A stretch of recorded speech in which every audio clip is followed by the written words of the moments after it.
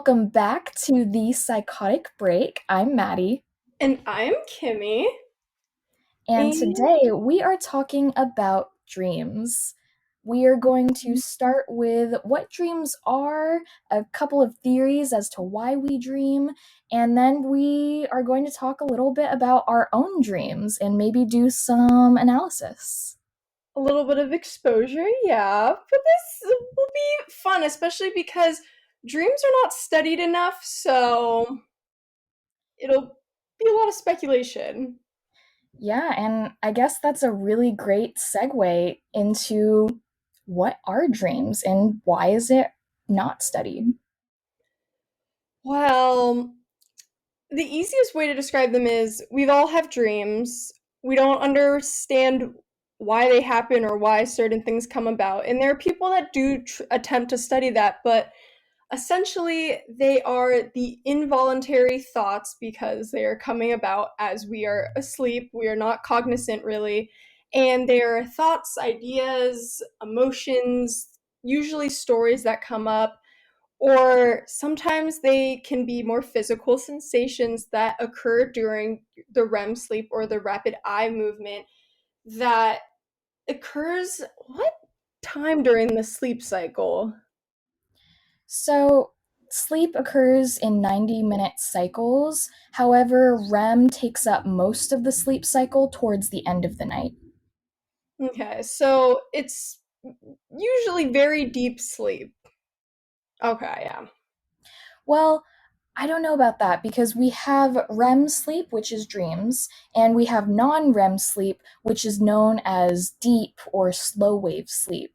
What's really cool about dreams actually is dreams are very similar to being awake in a sense where it's like the same mental stimulation or a little bit lower than if you were actually awake. Whereas non REM sleep is way down here. Like you're just out cold, like no consciousness whatsoever.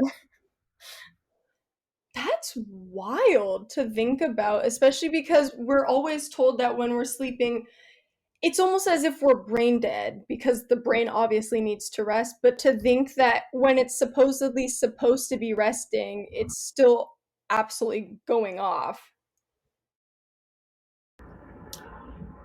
There's a plane.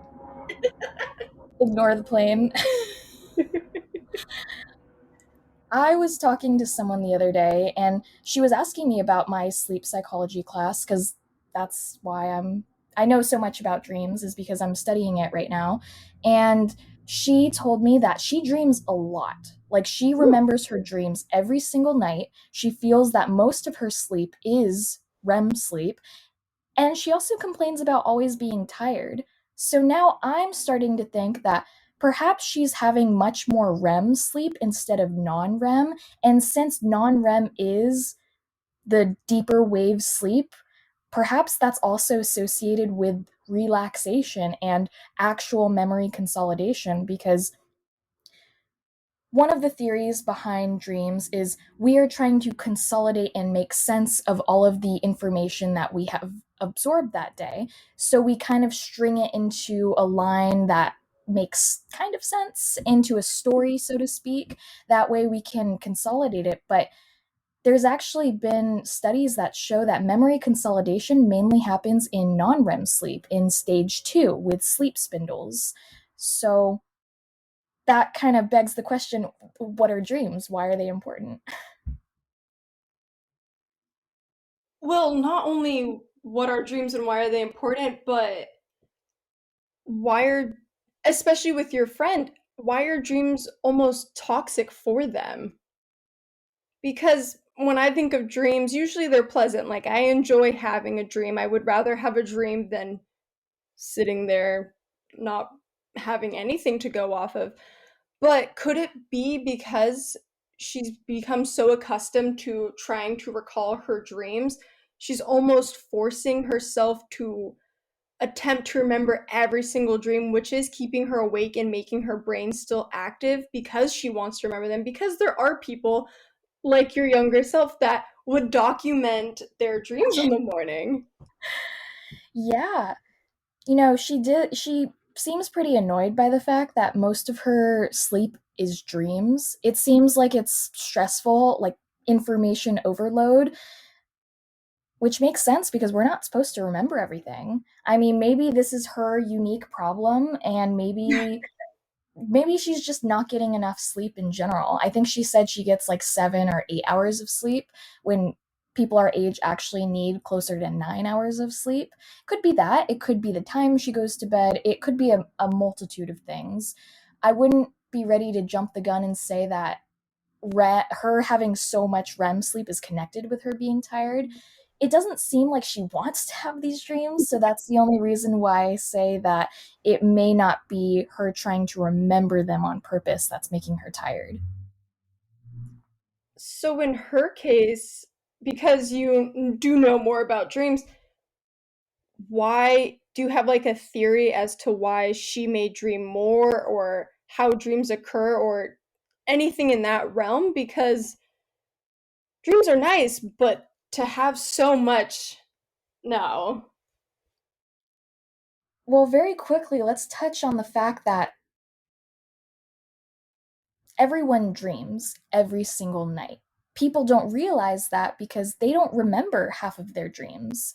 I mean, you start to have dreams 90 minutes into going to bed, and you're probably not going to remember those dreams. One, because they're super quick, since we tend to well, most people tend to wake up at the end of their sleep. I mean, duh. But they're actually waking up from a dream because REM takes up most of the 90-minute cycle towards the end of the night. So normally they're waking up right after having that mental stimulation. So it's easier to remember the last dream or dreams that you have. A cool thing is, if you ever have a string of dreams that don't seem to make a lot of sense, it could be that you're remembering bits and pieces from each cycle, which blows my mind. So keeping in mind that everyone dreams and keeping in mind that you only remember parts of it, it really is fascinating to see who dreams and who doesn't. Everyone dreams, but it's really curious why some people dream or remember their dreams more than others. I'm very shocked right now because I've experienced that, and to have it put into words, it's what? Oh, this is mind blowing. It really is. And I am honestly so excited to be in the class that I am because sleep is and dreaming is just something we don't know very much about because it's so hard to study. And we can come up with all of these theories, but it's so difficult to actually monitor something like this when you are not the person experiencing it. All you can do is monitor brainwaves and evaluate how people think about themselves and their dreams. So, until we come up with better technology, it's just really difficult to understand what the heck dreams are. But it's fun to toggle around the idea. I mean, I always think of dreams as this mysterious thing. We don't know very much about it, and there could be like some grand significance to it. It could be Jung's collective unconscious. It could be Freud's expression of the um, undesirable and pleasure principle with the id, and all of these things are coming to the surface through your dreams. It's just, oh, it's so cool to think about. I'm totally geeking out right now. Well, I'm maybe not as excited about the concept of dreams because it's annoying that it's so unknown. And it makes sense why it is, but some part of me is very pessimistic in thinking, I don't know if we'll ever come to understand why we dream or how it works because it's so subjective, and it there's so many factors going into it because, like, yeah, you can study the brain waves and all of that, but then you can have people write down their dreams, but it's all subjective.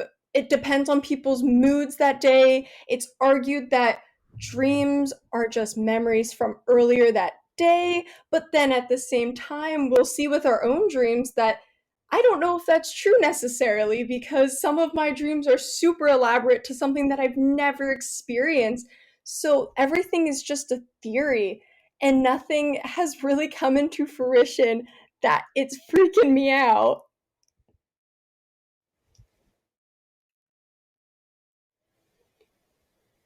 I mean, yes, it's freaky, but also kind of exciting. And I don't know if this will provide you comfort or make you question the entire world. I'm gonna roll the dice here. Everything's a theory. Gravity is a theory. Well, the theory that the world is round, just a theory. Theory of evolution, just a theory. And all we can do is study things enough and get enough people to come to a consensus that it becomes fact. But then again, no one's going to really know everything. So that provides me a little comfort. We don't know a lot about dreams right now. Mhm. Technology is booming. I have every bit of confidence that we will at some point be able to monitor dreams. I can envision that at some point we will come up with the technology to put an electrode on someone's head and project what they're dreaming. The thing Definitely is, in due time. Yeah. hmm, In due time, but well, as you were saying that, I was picturing those who sleepwalk, who we are able to almost witness as they're possibly dreaming because they're able to vocalize and they're moving around and stuff. But that's few people. yeah, I will say this, since we are toggling with something we don't know very much about, let's go ahead and provide us and the listeners some safety ground, a baseline for us, because I can tell you exactly what happens in the brain when we dream, which is pretty freaking cool. So, based on multiple studies, electrodes on the brain, monitoring eye movements, brain waves, muscle movement, and chemicals in the brain, we know that during REM sleep, during the time that you are dreaming, you have a lot of this neurotransmitter slash brain chemical called acetyl. I don't know if I can say it. Acetylcholine. I used to know how to say it, but then I heard how you were pronouncing it, and then now I'm only saying it how you are in my head. We'll call it ACH. ACH is really high in your brainstem, and this triggers the thalamus, which is a center in your brain where it switches on your processing. So if you have a lot of acetylcholine in your brain and it switches this trigger, you are now experiencing something in your brain. There's something going on in the brain. What's really fascinating is when you're dreaming, so many neurotransmitters are going to your brain, it's activating your brain, and you are having an experience, but it's not an external world experience. You have no idea what's going on in the world around you. It is purely internal experience. You are creating your own thoughts and emotions based on memory, information, but it really is that switch that turns off and on. The thalamus, when you're awake, is always on. However, it's on in a way where you are perceiving the world around you and you're able to um, understand the senses of smell, touch, taste, all of that good stuff. So when you're sleeping, and this is why REM and awakeness is so similar, you're sleeping and the external world is shut off, but the internal world goes on. That makes so much sense and honestly soothes all the fears that do come with dreams and why it is at times so vivid and it's freaky and I wish I could go back in my dreams and almost try to remember if I can feel those senses because obviously I remember the minor conversations I have or what I've seen, but I never remember the smells and I don't even know if I do have the smells in my dreams, but then there's definitely someone out there that has those very sensory overload types of things going on, and that's when people wake up and they were like shook that they were even dreaming this whole time. It really is amazing. And just to throw some more science at the listeners, here is here are the parts of your brain that are active during REM sleep, during this dreaming time. Your I don't know if I should be throwing names like cingulate cortex, hippocampus at people, but I'll just tell you what's going on. There are places in your brain that have specific jobs, and something like the cingulate cortex is apparently associated with emotional regulation. You may have heard of the amygdala, which is causing emotion. It's releasing chemicals that make you feel angry, sad, happy. You are having a visual stimulation, which is why you're able to picture these things that are going on in your dreams. Again, it's really amazing that we can create pictures without actually seeing anything because our eyes are closed when we're dreaming. So the fact that that part of our brain is open is just wow. And there's a few other things like the motor cortex, which is movement, and the hippocampus, which is obviously memory. All of these things seem like you're awake.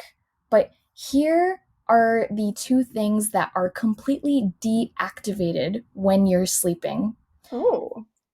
The part of your, I don't remember which part of it's called, but the part of your brain that controls your muscles just completely shut off. When you're in non REM sleep, when you're just sleeping, memory consolidation, nothing's really going on up here, your body can still move around, like you can toss and turn. But here's the another mind-blowing thing. During REM, absolutely no muscle control. In most people. Sleepwalking is a weird case, but really you're just paralyzed in your own body. So I'm not sure if you know too much about this, but so if we're all naturally basically still, those with sleep paralysis, that's, I mean, obviously it's different. Your brain is awake, but your body is completely not. But what? That is only the true question is how? Because if you've mentioned that the brain is partially awake during REM, and I'd like to think that when someone has sleep paralysis, their brain is fully awake, but they're still almost dreaming because they see these almost imaginary objects. However, their body is still completely still, but even more still than the average person sleeping. I don't have the answers to that, so I'm going to, bring up the fact again that yes, we're undergraduates. We don't have to be right all the time. So here's what I think. I think that our bodies are imperfect and shit goes wrong all the time. I really do think that sleepwalking, sleep paralysis is just a mistake. I think Oh, it's your body trying to wake itself up, but it hasn't quite communicated that with the rest of the brain that's still sleeping. that's so wild. Because I completely agree with that. Because there cannot be like a true one. However, there is like this woman on TikTok who can trigger her sleepwalking, which makes me wonder like, obviously, we're imperfect and maybe she's a weird anomaly, but Huh. she's made her whole following based off of because she has cameras all around her house watching her sleepwalk for safety reasons, and she'll trigger it every couple of days with chocolate or cheese before sleeping. Hmm. Yeah, where that could really just be an imperfect person, but that what? It could very well be. I don't necessarily want to connect sleepwalking or any problem sleeping with a disorder, although the argument can be made. I mean, there are sleep disorders out there. But considering that these things only happen when things go wrong, it makes a lot of sense that some people can dream differently. Some people do know their bodies well enough to be able to trigger that. And let's go ahead and use that as a nice segue into one of my into the experience of dreaming, because it looks different for everyone, and I think it's going to be really cool talking about it. Cool, scary, all the emotions. Yeah, well, hey, it's October, baby. Let's scare some people. Okay. Hit me I'll with go ahead a dream. Yeah.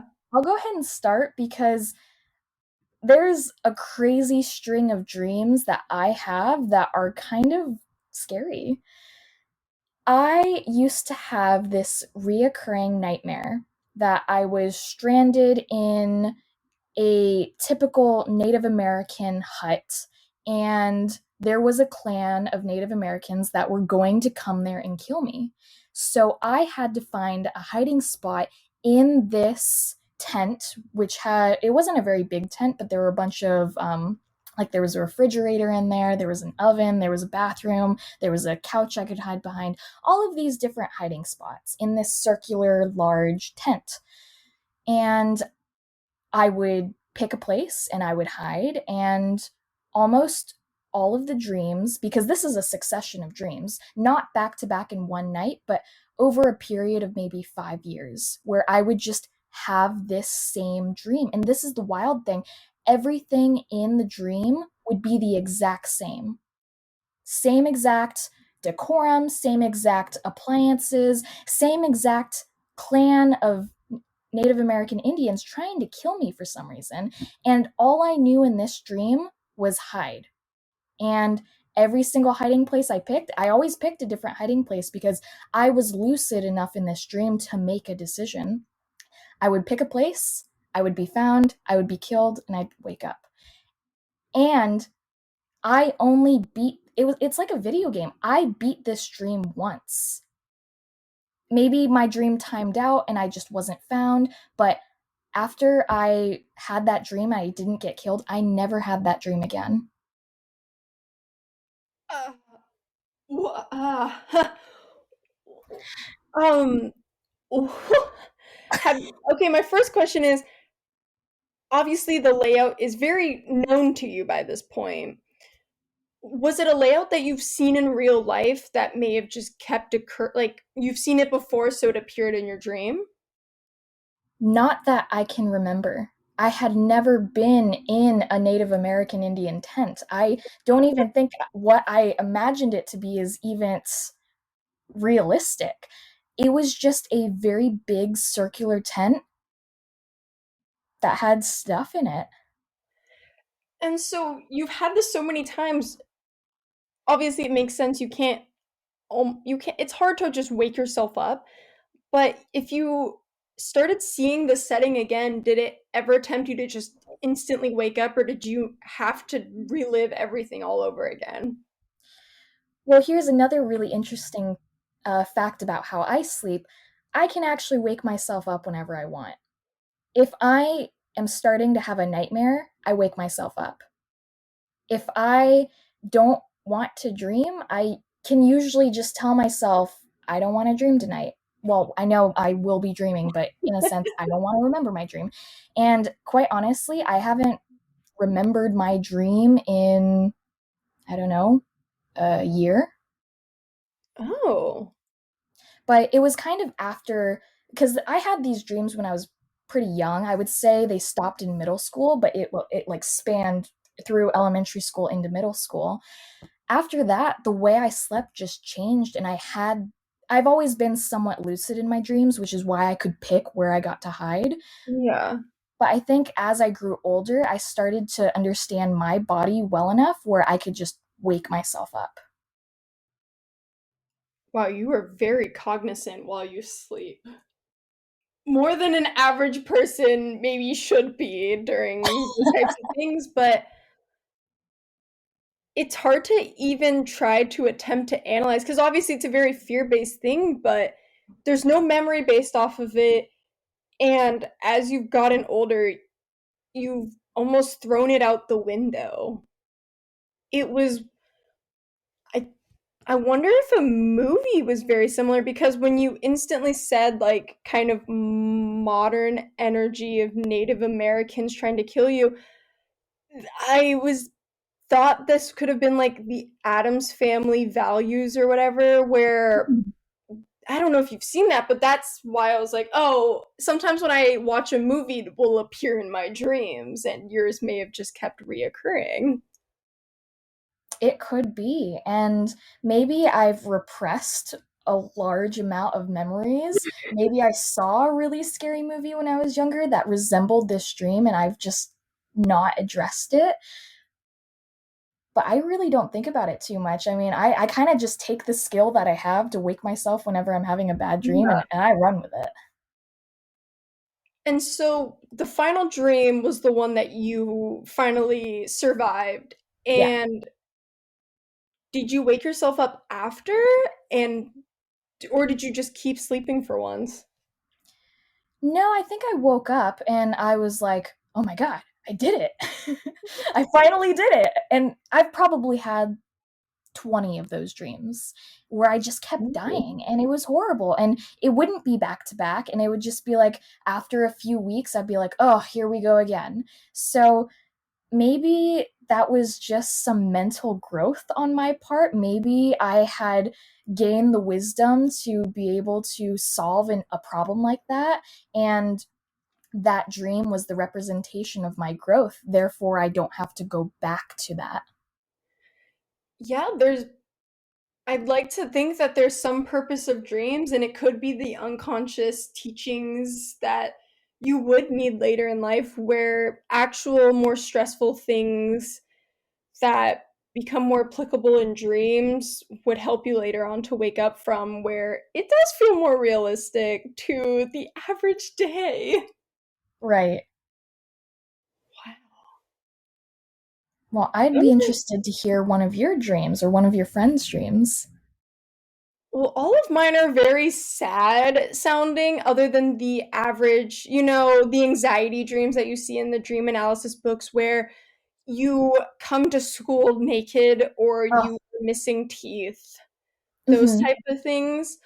But a kind of more fun one was from my friend who, and so at our high school, there was a dinosaur attack and they were the size of Godzilla. However, it was Barney element where it was more fun loving looking. However, they were still being like tyrannical, just destroying everything. So that's the dream? Yeah, and it wasn't necessarily a nightmare. It was more so almost a happy thriller, if that makes sense, where you Oh. want to stay in the dream because what is this Barney Godzilla dinosaur going to do to all of us? But like some people died, but it was not like the scary death. It was, oh, you got stomped on by Godzilla Barney. It was a little more wholesome, and I think there were some like velociraptors. But I till this day it's never made sense to me, and it stuck with me because waking up to a text saying, "Hey, you were in my dream" is always fun until it's that. Man, I don't know about you. I'd love to be in that dream. I'd love to get stomped on by a Godzilla Barney Why? because that's just so unique. Another thing about me and my dreams, all of my dreams are realistic. I don't have crazy dreams like that for some reason. And the thing is, I actually had a nightmare the other night because it was so realistic. I couldn't wake myself up because I literally thought it was my reality. I do see the appeal now because I enjoy myself having a mixture of very realistic to the comical, the very nonsensical, not Barney-esque, but things that I know aren't real, but they're not going to terrify me as much. And that was one of them where it was her scenario was just running around the school trying to save herself and Yeah. watching other people like shuttle in places for like hiding. Uh huh. My question is, do you know how old she was when she had this dream? Was she the age of a child who watches Barney? No, it was really, I think it was junior or senior year of high school. And I don't know why Barney would have been on the brain, but and there would be no reasons why dinosaurs, because dinosaurs aren't in the high school curriculum. No, not really. It could have been, and I really do believe in subliminal messaging. I know there's a term for it, and once I figure it out, we can talk about that in an episode. But I really do think that out of the corner of our eye in our peripheral vision, we can see something and then we can integrate that into our minds enough where we will have a dream about that. You have a really cool point in our outline that all of the people in our dreams are people we have had to see before. Yeah, we're not creative enough to think of every individual's unique face. Exactly. So I believe that a lot of our dreams are made up of content that we already have or have experienced recently. Maybe this person babysits. Maybe this person has a younger sibling and Barney happened to be on. Maybe they were thinking about their childhood and how good it was watching Barney. And maybe if we really do want to psychoanalyze this, maybe the theme of the dream is save yourself. Middle school slash high school is a time where you start to look after yourself and you have to put yourself first. So that could be a reason. You may be on the money, because I remember the long string of texts and the people that were in her dream, because she could remember who she interacted with throughout it. And for some reason, she saw me with my high school boyfriend and we were running off. And then she would see people that we vaguely knew running off, but we passed them every day in the hall. So obviously, we know who these people are. But to be able to like actually pay attention enough in your dream to wake up and remember, oh my God, I saw that person. Because I have had dreams where I remember seeing a kid from like third grade summer camp before, and I woke up and I was like, hey, you exist. I almost made her face into an adult version of her. That's amazing. Yes, you're working with a face that you've already seen, but to be able to imagine how they age, I mean, that's a really good skill. I mean, heck, we invest into apps that will predict what your child would look like or what you will look like when you're old. So, oh my gosh, dreaming is a reflection of thought and everyone thinks differently. So it's just so fascinating to look at these dreams and analyze them. So, since this is such a thriving topic for us, it seems like. Let's go ahead and make a series about it. For, for our listeners, send us your dreams. Otherwise, we'll be telling you our really weird dreams and we'll be dedicating more time to psychoanalyzing them because this stuff rocks. And October, so we want to spook you out a little bit. I know. I want to bring in one of those books that are really bad, but they're really funny, that make you look at your dreams like, if you saw a skateboard, what does it mean, kind of thing. I have Young's Dictionary of Dreams. Yes! We'll use that next time for our analysis. That is the move. All right. Well, we know you guys know what's in store for us to come this month. It could be a continuation. We'll plug in a dream analysis here and there for you. Ooh. On that note, let's go ahead and summarize the episode with a 1 minute wrap up. Heads or tails? I'll go with tails. Heads. All right. I finally get one of these.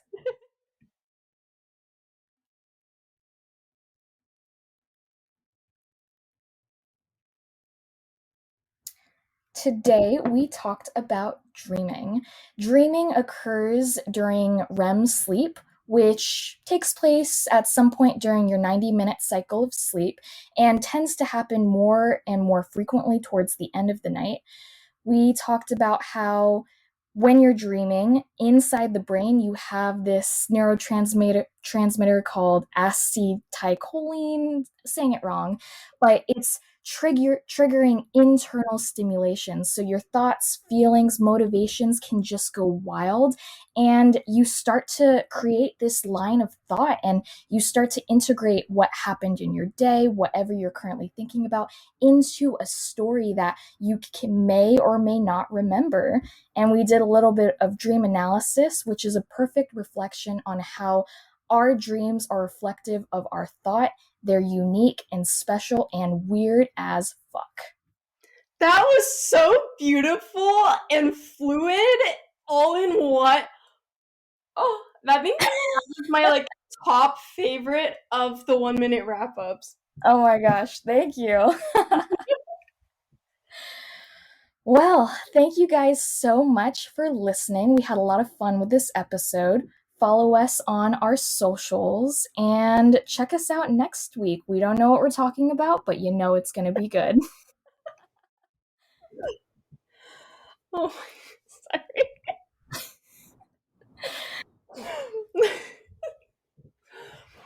Thank you. We appreciate you. And we are the Psychotic Break. I'm Kimi. And I'm Madey. Bye, guys.